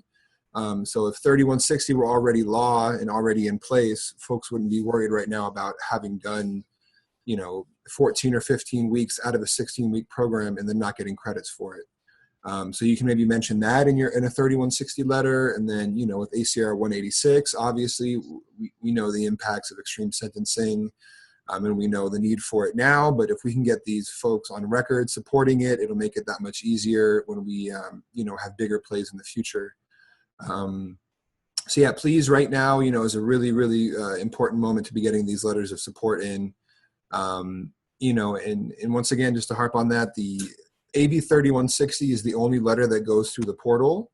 The ACR 186 letter gets emailed to the two individuals at the bottom of that template because that bill was yet to be referred and the legislature went on recess. And you can't submit a letter of support for a bill that has not been referred to a committee yet. So for now, it's just 3160 through the confusing portal. And then ACR 186 letter just goes to the two individuals at the bottom. but we can maybe take some more questions if folks have them. We're open to that right now. Can I ask a question? Can you hear me? Yes, please. Can you hear me? Yes. Last week, Governor Brown was in office. I sent him an email asking for a commutation for my son. And they sent me an application. And then I talked to his office director or whatever, and she said the first step I had to do was talk to my senator. So I'm in California, so I had a meeting with Senator Morlock's director, and that was about 2 months ago, and I haven't gotten anywhere. Have you ever heard that you have to go through your senator first before you contact the governor?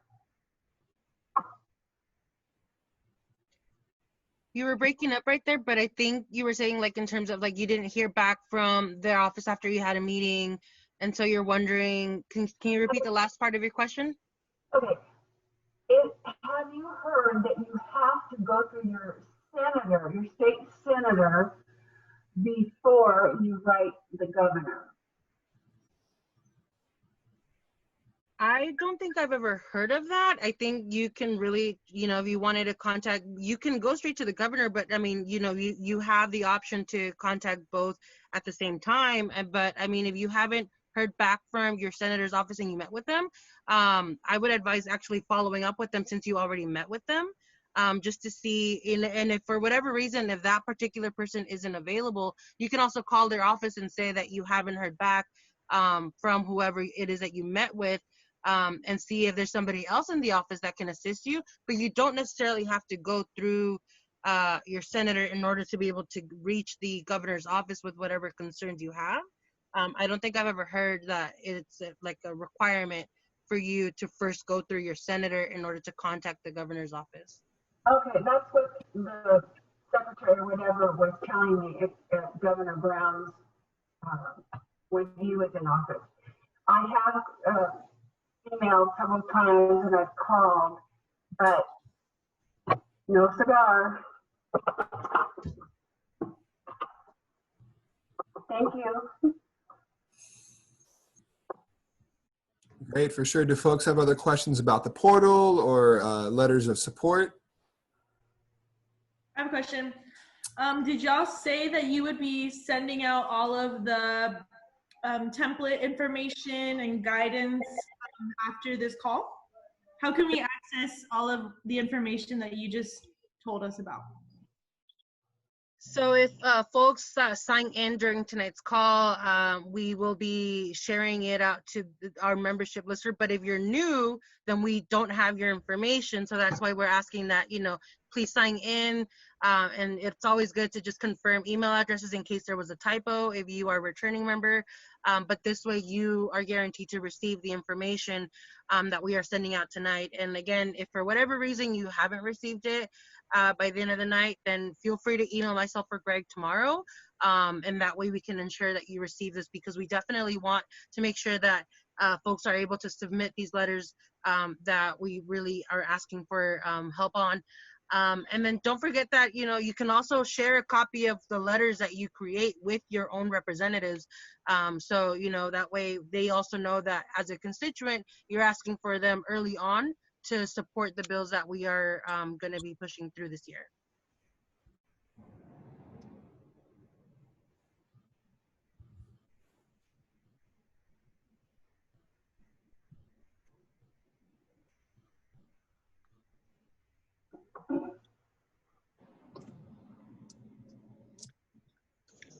Were there any other questions for Daisy and Greg? Oh, well, thank y'all for that presentation. I also learned how to use the portal. I've never actually used the portal before, so thank you. We're all learning today.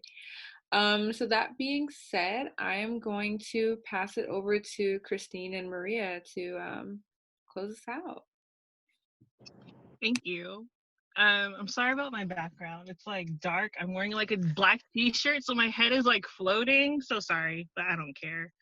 So everybody, thank you all for being here. I want to close it off with something that Maria Moore. Oh wait, there's two things.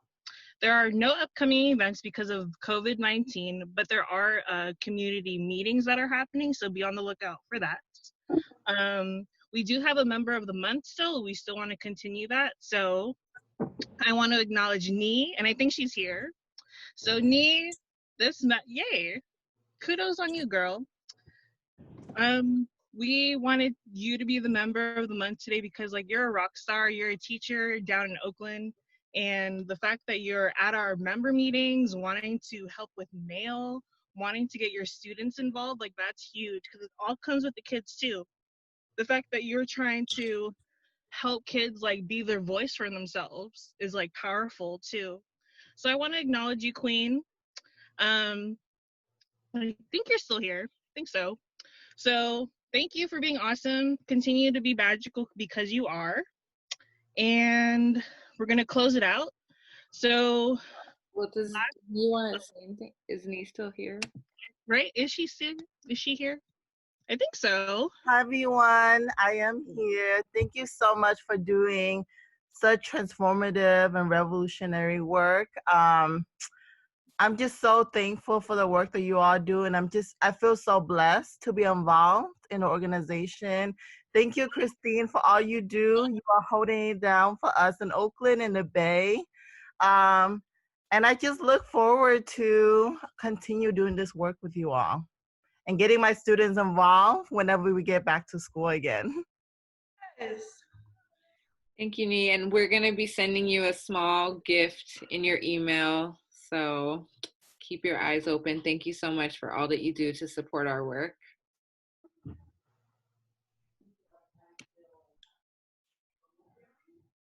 So now we're gonna be heading out. So did you have any more events, Christine? Any upcoming events? That's it. That's it? Okay.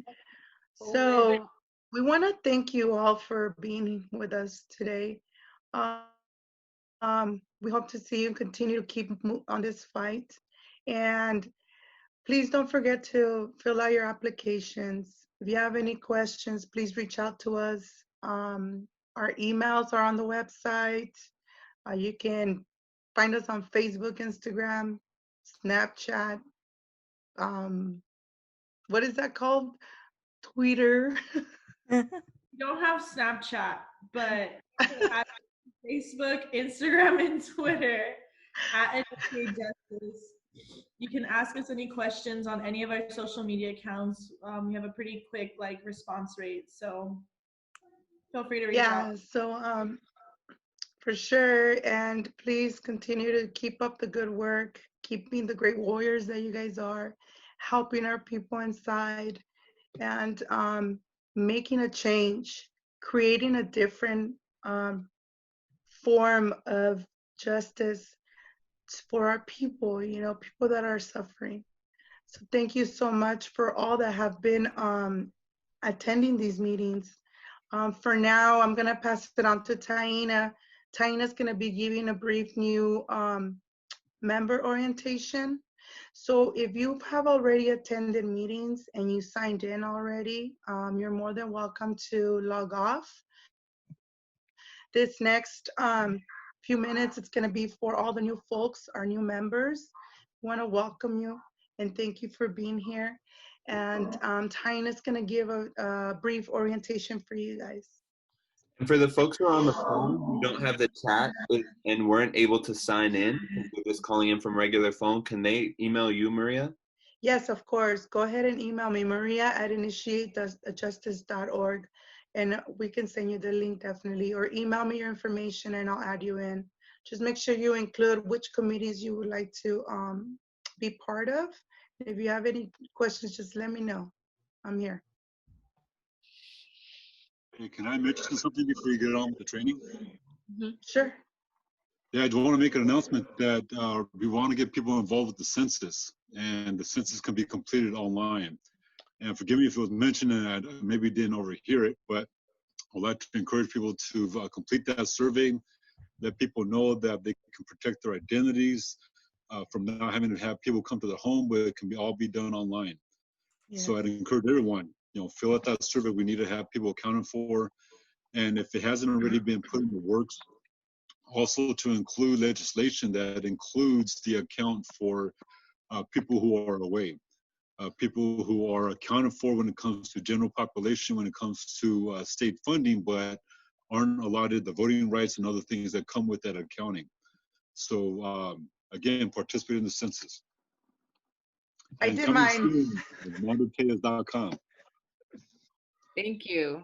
Appreciate that. Thank you for that reminder. That is very important. And that's another huge reason that we're pushing for ACA 6. And eventually we want to restore voting rights to everybody because, as you said, folks who are in prison, folks who are on parole are still counted in the census, but don't have the ability to vote and determine how government money is being allocated. So very important. So as Maria said, if you have been to our member meetings before, feel free to drop off. Thanks for being here. Good to see y'all. What we do at the end of each member meeting is we do a short orientation for folks who are new. So we'll talk just like a little bit more. Goodbye, beautiful people. I miss you all. I know. We do just like a quick orientation around like what Initiate Justice is and what it means to be a member. So it shouldn't take too long. Maybe I'll just spend like, the next like 5-10 minutes or so. So folks are probably already aware of Initiate Justice and what we do, but I'll just, share really quickly anyways. Initiate Justice was co-founded just over 3 years ago by myself and Richard while he was still in prison, with the goal of activating the political power of people directly impacted by mass incarceration. So we do that by organizing people in prison, formerly incarcerated people, and their loved ones to change laws to bring people home from prison and keep our communities safe. So we organize, we have an inside-outside organizing strategy. And what that looks like is on the inside, Richard and Lee train up people to do community organizing, to do statewide legislative advocacy, but from the inside. So they go through a specific training that says, how you can fight to change laws, how you can organize and advocate for yourself from the inside. On the inside, we also have members. Members are folks who get our newsletter every quarter, which just have updates on legislation that we're working on and different action items that they can do from inside, including writing support for our bills. So we now have just over 25,000 incarcerated members. We got about, we sent out a newsletter last week. So just over, just about 25,000 people are getting updates on all of the work that Initiate Justice is doing. Our members also fill out surveys and help us to write reports and get a good idea of like, what is happening on the inside to help us like push for new legislation. So that's what our work on the inside looks like. On the outside, we also have outside organizers and members. So on the outside, you can go through our 12-week organizing training program called the Institute of Impacted Leaders, which we had just launched again this year, but unfortunately had to postpone because of coronavirus. But it's a 12-week organizing training program for formerly incarcerated people and people supporting incarcerated loved ones. And once you graduate from that program, you are an outside organizer. You are the leaders in the work that we're doing with Initiate Justice. We now have, I think, 3 outside organizers on our staff because we prioritize hiring outside organizers. And our outside organizers are, a lot of folks were also on this call and, support our work around legislative advocacy, mail nights, all those great things. And then on the outside, we also have members. That's what you all are. So to be a member of Initiate Justice, you don't have to be directly impacted by incarceration. You can also be an ally. Anybody can be a member of Initiate Justice as long as you're committed to the work to end mass incarceration and building power of directly impacted people. So members participate in a few different ways, the first of which is by being at our monthly member meetings. So to be considered an active member, we ask you to be at all of the meetings. We officially consider you a member when you've been to 3 out of 4 meetings. So I guess this is our 4th member meeting of the year. So now anybody who's been to 3 out of 4 will officially be considered an Initiate Justice member. We also ask that members sign up for at least one committee. So you all heard from the leads of the 6 committees this evening. Those committees are Advocacy with Daisy and Greg, focus on our legislation. Inside Membership, which is led by Christine and Maria, who help us respond to our mail from the more than 25,000 people. Inside Organizing, which is led by Lee and Richard to help train our inside organizers. What's one? Outreach, which is led by Maria and Christine as well to help spread the word of Initiate Justice to different parts across the state. Fifth one is fundraising, which is led by Tori. So folks learn how to do grassroots fundraising and help support IJ's work. And then the 6th committee is healing, which is led by Rashida and Indigo and is brand new and will help support the emotional well-being of all of our members. So you can join as many committees as you want, but what we do ask is that you don't take on more than what you can handle. So please only sign up for the committees that you are actually committed to participating in. The committees meet at least once a month. Most of the time they only meet once a month. So again, to reiterate, if you are a member of Initiate Justice, there's 3 main things we're asking of you. 1, to come to our all member monthly meetings, which are the first Wednesday of the month. That's what this meeting is. 2, sign up for at least one committee and participate in that committee's monthly meetings. And was there a 3rd thing? No, there's just 2 things, right? It's late, y'all. I'm tired. 2 things. But yeah, we do just ask y'all to be active and participate in the work that we're doing.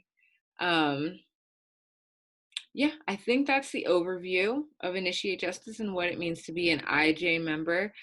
Am I forgetting anything, staff team? No, you're on point. Cool, great. Do any of our new members have any questions? I just want to say, hey, man, big props to everybody. Great efforts, amazing work, and looking forward to banging it out with you guys in this new journey and stuff. Thank you, Henry. Love having you. Thank you, Henry. Hey guys, I just wanted to say thank you for all you do and including me on this because it means a lot. As I was looking forward to join our one-on-face class, I got canceled, so thank you. This means a lot to me, and thanks for your time.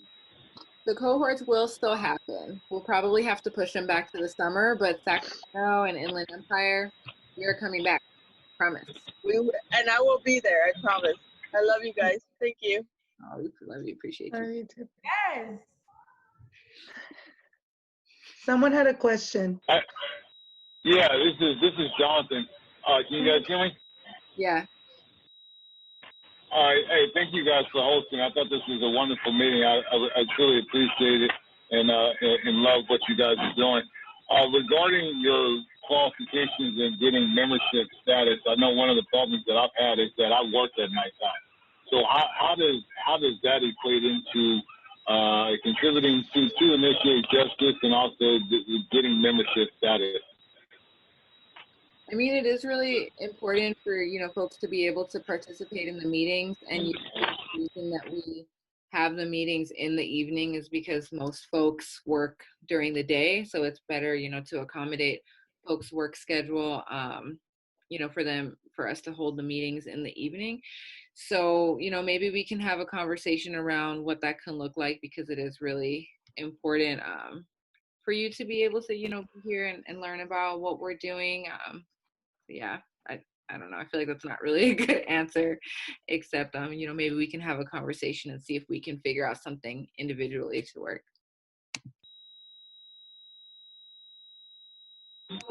I will add that, for example, Jonathan, like, even though he hasn't been able to make like our particular committee meetings in the evening because of his schedule, Jonathan has actually been able to partake in like in district stuff that happens in the daytime. So that's another way that, it also balances itself out. So even if, for whatever committee it is, I'm pretty sure you can like work something out with the committee lead and see if there's other ways for you to still be involved if you can't make the particular meetings. But just know that, at least in your particular situation, it does work out that you're able to still participate in the daytime activities, even if the evening meetings is not something you've been able to make. And also, Jonathan has been, he was very involved with entering the surveys when we're doing the surveys.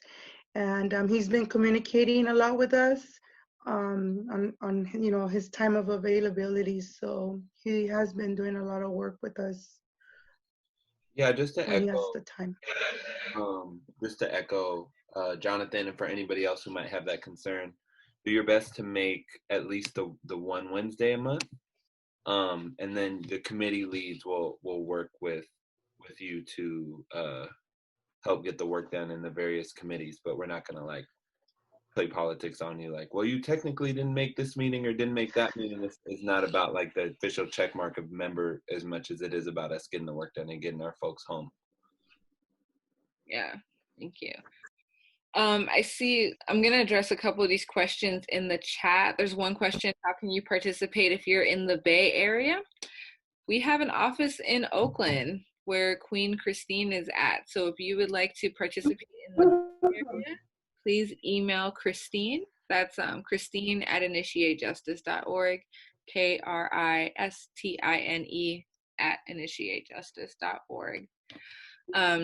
And I see another question in the chat asking if we only work with folks who are in state prison or if we work with folks who are in county jail as well. Most of our inside organizers are in state prison just because like logistically folks are there longer and have like more capacity to be able to organize, but and all of our legislation is state legislation, so not all of it will impact folks at the county level. However, we don't have any restrictions. So if there are people in county jail who want to be a member of Initiate Justice, you can sign them up on our website. They can get our newsletters. And it would also be great, like if they get transferred to state prison at any point, that you can go back on our website and update their address so that we can continue to send newsletters to them. I know that we do have inside organizers who have been transferred to county jails, to go to court, and they've been doing work there. So we have really powerful organizers at Santa Barbara County Jail, at Merced. Merced County Jail, and in LA County. We've had LA County organizers in the LA County Jail for over a year now. So. So yes, and I don't see other questions in the chat. I don't see other hands up. So do any other folks have any questions? I just want to say thank you for everything. You've given me hope. I'm 67 years old and my only child is in prison for something that he should have served prison time for, but not 21 to life, the Watson case. And I've been trying for 9 years to fight it, and I just keep running into walls. So thank you so much. Thank you, Cynthia. Thanks for being part of this meeting. We appreciate you. All right, team. All right, y'all. Well, thank you so much for joining us for our first online member meeting. Thank you guys. Disaster. Thanks for everything. Good job. Hold on, question. Go ahead, John. How can I get my Initiate Justice shirt? I have a question too. Can I represent one time? Get one in the cohort. We're going to have to figure that out. We're going to have to get right. I need one too. Right. Great question. Get on that. We'll figure that out. All right, y'all. Have Richie, a man, great give me night. a call, bro. I love you guys. Ciao. See you Thank next you. month. Bye, everyone. Be safe, be healthy. Bye, everyone. Bye. Meeting everybody. I guess we did.